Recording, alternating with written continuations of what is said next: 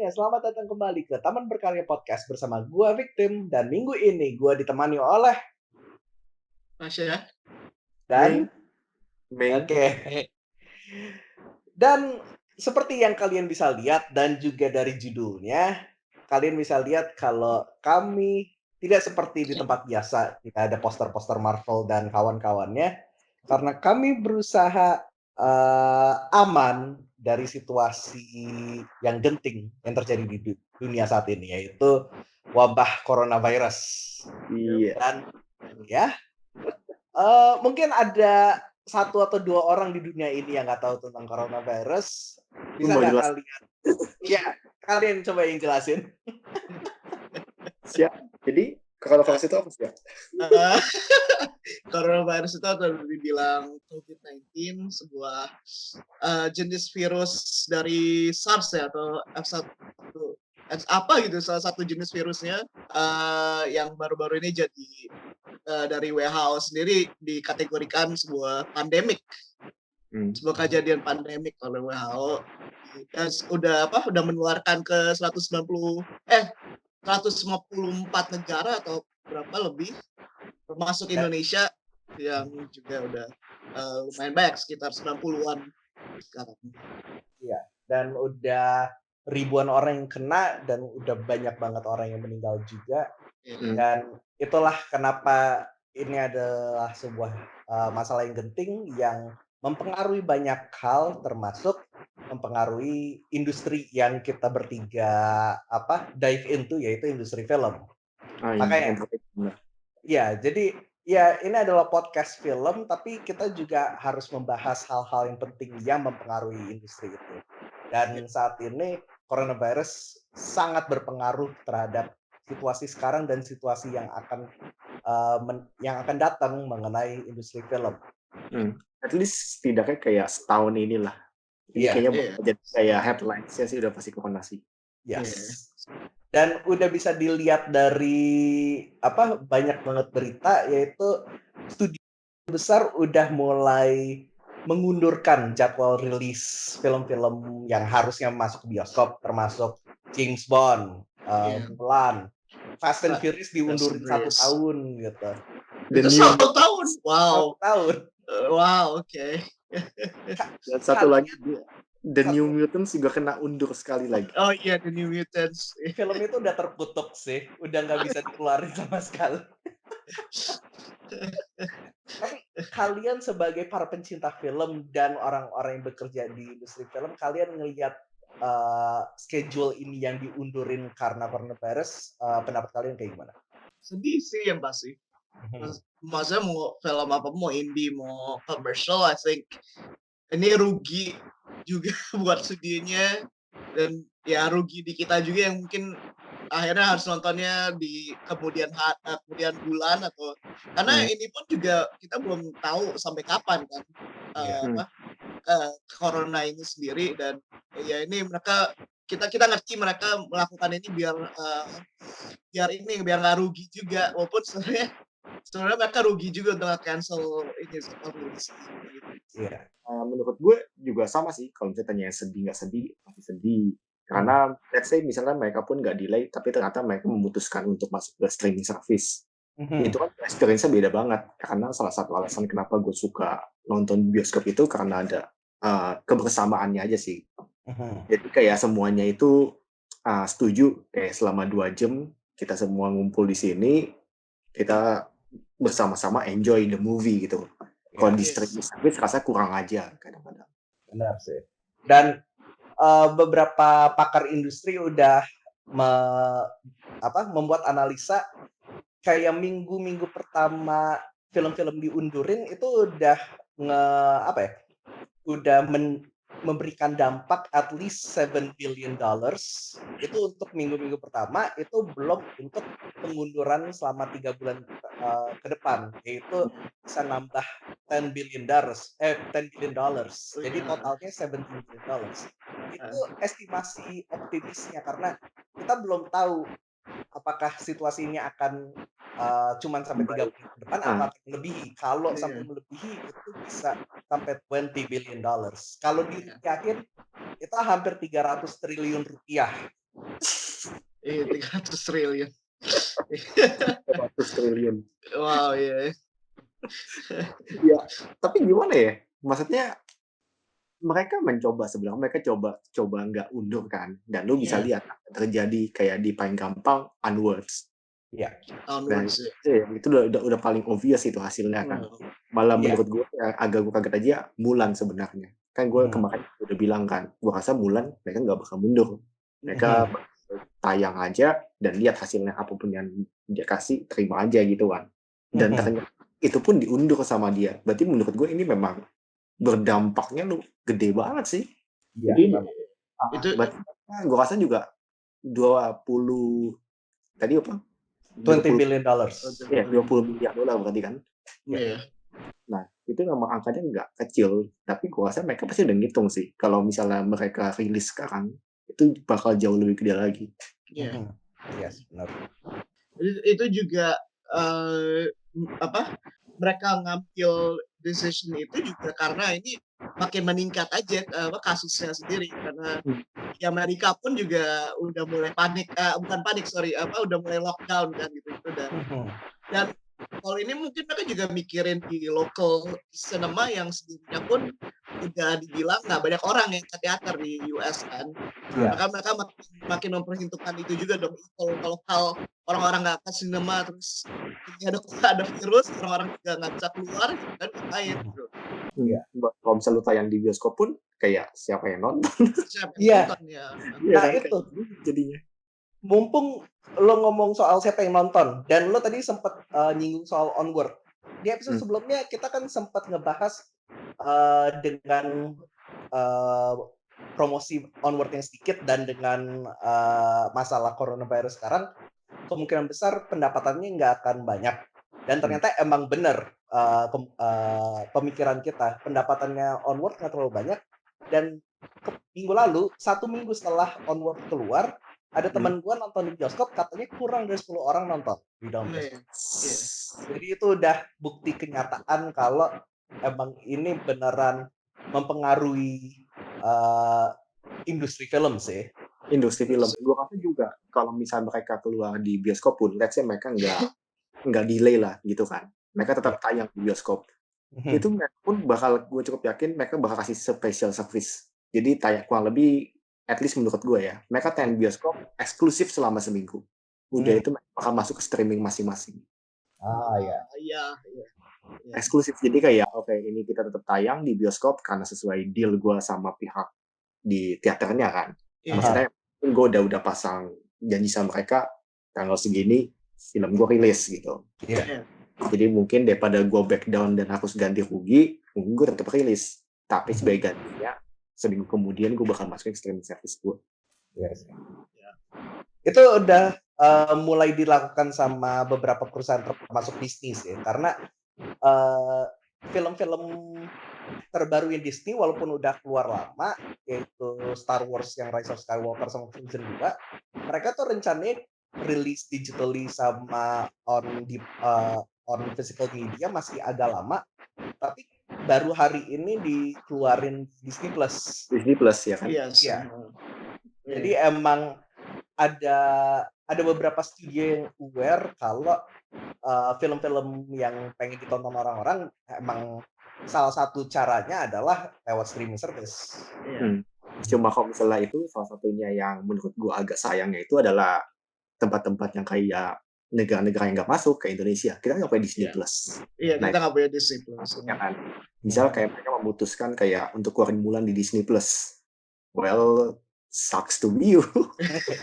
Apalagi Mulan dibuat dengan ekspektasi market terbesar adalah Cina kan? Iya, benar itu benar banget sih. Dan ini semua berasal dari Cina semua masalah coronavirus ini. Jadi emang itu udah keputusan yang sangat logis untuk memundurkan jadwal rilis filmnya itu sih.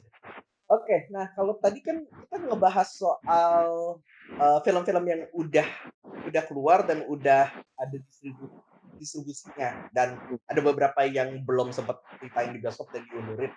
Ada juga yang kena impact-nya yaitu film-film yang masih lagi syuting. Iya, yang masih produksi. Dan sekarang banyak banget yang dihentiin produksinya. Itu termasuk film-film Marvel kayak Shang-Chi atau film kayak bentar aku coba cek. Eh, oh, acara-acara TV juga kayak Supernatural yang final season atau ya Netflix di Stranger Things juga dihentiin. Nah itu kan bukan cuman orang-orang di depan dan di belakang kamera, tapi every single person involved in those production juga they're out of a job now gitu. Jadi Iya, untuk sementara. ini tuh impact-nya tuh bukan cuman orang-orang yang dapat uang banyak, tapi everyone. Dapat pun. Iya. Apalagi kalau misalnya kerja di, gue gak ngerti ya, maksudnya kalau misalnya di luar itu kadang-kadang FX studio itu mereka hire per kontrak. Jadi dengan kata lain, selama gue punya project show ini, gue kontrak. Mereka hitungan kayak gitu. Jadi sekarang gue agak nggak tahu aja sih. Ini kan mereka delay nih. Jadi apakah selama ini mereka delay artinya orangnya semua dirumahkan dulu dan kemungkinan berarti nggak digaji karena lu nggak kerja atau gimana? Jadi gue juga kadang-kadang mikir sih kayak orang-orang bagian FX itu gimana? Iya sih. Maksud gue ya itu seberapa lama jika mereka berhenti syutingnya, mereka apa itu pasti stop syuting itu rugi berapa ratus ribu. Nah, sebenarnya di kontrak-kontrak kayak gitu tuh ada juga kayak semacam asuransi seandainya kalau produksinya ditunda atau diberhentikan total. Nah, tapi karena ini kasusnya sangat unik, ini kasus yang apa ya, yang mempengaruhi keseluruhan dunia, belum yakin asuransi bisa nge-cover itu. Jadi ya, itu emang pasti uang udah pasti hilang sih dengan produksinya. Iya, tapi bukan yang nggak ngerti juga, maksudnya kan safety first lah. Yes. Apalagi kasus yang si Tom Hanks yang pas lagi syuting. Everybody knows lah soal itu kan. Pas dia lagi Presley syuting dan maksudnya bisa dari situ juga. Kenapa? Kalau dari situ juga maksudnya gimana ya, maksudnya nggak mungkin lu gak stopin produksi setelah itu kan, setelah lu denger berita itu gitu maksudnya. Benar. Tapi uniknya studio-studio yang besar yang kayak Disney itu kalau hilangin duit ya menurut gua mereka sebenarnya fine aja karena mereka punya duit banyak banget. Tapi ada beberapa studio kayak Warner Bros yang masih terus lanjut syuting kayak The Batman sama Matrix 4 mereka masih lanjut syuting. Nah itu bikin gua penasaran apakah mereka yakin semuanya aman-aman aja atau ini ada ada ketakutan financial di mana mereka kayak oke, kita harus kelarin filmnya no matter what. I think mungkin maksud gue cuma mungkin mereka ada ini juga pada step by step untuk mengurangi lah kontak juga di antara yang mereka lagi kerja gitu loh. Jadi yang mereka lagi kerja juga pasti ada orang yang ngeliatin mereka ada yang sakit atau enggak atau gimana. Karena emang menurut gue emang harusnya nggak keseluruhan produksi harus berhenti sih. Pasti ada kayak ini dulu masa dimana dilihat dulu situasinya apakah krunya juga pada sehat atau enggak, dan emang ada orang luar kah yang keluar masuk dari set itu, jadi kayak gitu pasti kan dipikirin. Iya sama sih, kalau misalnya duit pasti ada lah, semua pasti ada hubungan dengan uang. Tapi gue juga mungkin dia kurang lengkap aja kasih beritanya. Gue rasa sih walaupun Matrix dan The Batman lanjut, gue at least pasti kebuka studio bakal liburin mereka dulu sekitar 2 minggu karena kita tahu tanda-tanda corona keluar atau setelah 2 minggu. Iya. Jadi mereka ngomong ke hal itu. Jadi mereka kayak liburin selama 2 minggu, biarin semua kru di rumah dulu. Kalau semuanya aman, mereka lanjut. Iya. Udah, baru mereka pull the plug. Iya, betul. Ya, yang gue harapin dari situasi ini adalah the producers dan semua orang yang punya otoriter di produksi itu, gue pengen mereka punya hati aja sih. Jadi kalau ada momen di mana mereka harus tahu ini harusnya berhenti, mereka akan ngelakuin itu sih. Iya. Walaupun produser nggak setuju, let's say mereka nggak setuju, mereka bilang ini no matter what mereka harus lanjut gitu.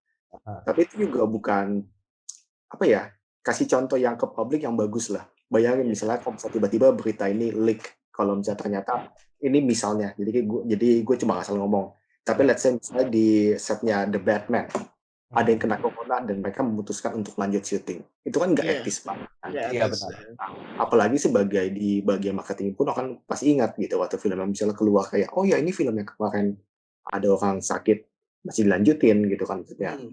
Jelek banget sebagai brand kan. Iya. Iya. Dan menurut gue juga maksudnya ini kan cuma bukan satu-satunya produksi kan. I mean Broadway dan all the events juga stop at the same time gitu kan. Iya. Beneran emang pasti tahun ini everything dari entertainment industry dan industri-industri lain ini akan mengalami a big blow aja sih. Udah pasti ekonomi turun banget karena ini semua. South by Southwest aja udah nggak jadi. Ya benar sih. Oh, speaking of South by Southwest, let me share my screen with you. Jadi di South by Southwest kita ngelihat ada banyak venue, banyak sponsor yang datang ke situ dan banyak yang dibatalin. Banyak banget produksi film, TV series yang berharap kalau proyek-proyek mereka tuh bisa debut di South by Southwest, tapi karena ini dibatalin, jadi mereka bukan cuman kehilangan duit, tapi mereka kehilangan kesempatan untuk karya mereka kan. Nah, ada satu Twitter account yang gue dukung banget, yaitu namanya Discussing Film. Mereka, Oh iya, gue juga follow dia sih. Iya, itu gue sangat sangat salut sama mereka karena mereka ini mengerti apa yang lagi terjadi dan mereka akan walaupun South by Southwest dibatalin, mereka masih mau ngebantu orang-orang yang terkena efek dengan pembatalan South by Southwest dengan cara nge-review dan ngepromosiin proyek-proyek mereka di situ. Wow. Jadi gue sangat berharap banyak orang yang mengikuti inisiatifnya Discussing Film untuk untuk ngepromosiin proyek-proyek yang harusnya premier di South by Southwest tapi sekarang bisa ada kesempatan lain untuk dipromosiin di tempat-tempat lain. Ya, dan itu bagus sih gitu. Indie filmmakers bakal butuh itu sih, dukungan dari banyak orang untuk nge-spread the word lah istilahnya gitu dengan kejadian kayak gini. Mereka yang karena indie sendiri, indie filmmakers, indie game makers atau siapapun mereka akan terkena paling gede sih. Soalnya I think mereka kerugian sedikit pun mereka bakal kacau gitu, nggak kayak benar. Nah, itu untuk orang-orang para pekerja di industri film, ya itulah apa yang mereka harus hadapin. Tapi untuk para penonton kita juga, para penonton any audience anywhere, kita punya kewajiban untuk menjaga kesehatan supaya orang lain nggak sakit. Jadi uniknya masalah coronavirus ini yang gue baca adalah the only way to help other people is to distance yourself from them.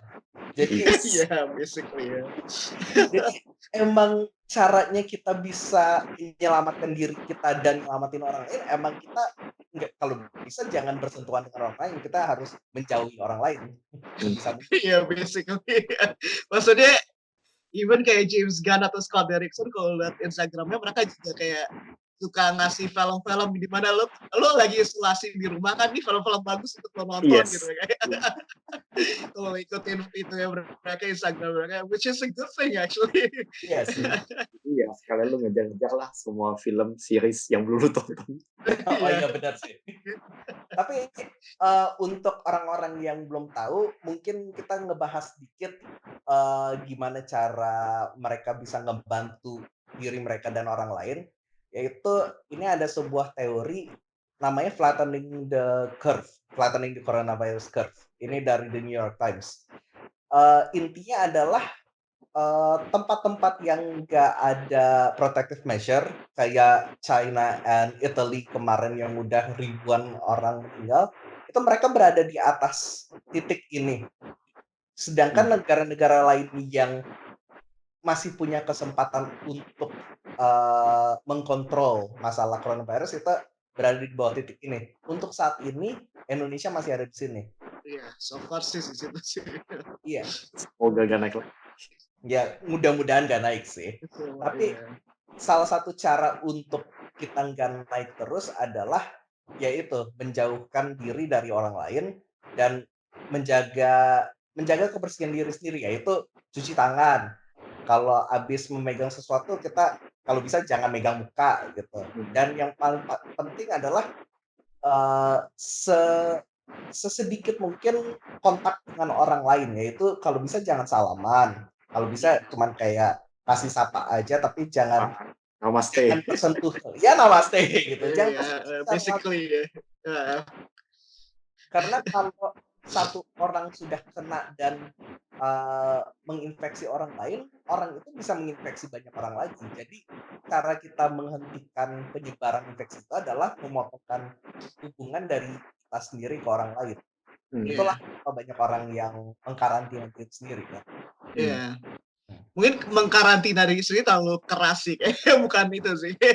Isolasi diri sendiri. Iya, maksudnya kayak ini aja lebih berhati-hati, aware dengan space dengan orang lain gitu aja sih. Maksudnya kayak nggak lebih dari 1 meter lah dari orang itu kan. Iya. Maksud gua kayaknya kita juga jangan panik kayak gini. Emang perlu kita untuk ngurangin kayak apa ketemuan sama orang-orang lain kayak ataupun ke mall, ke tempat-tempat publik gitu yang banyak orang.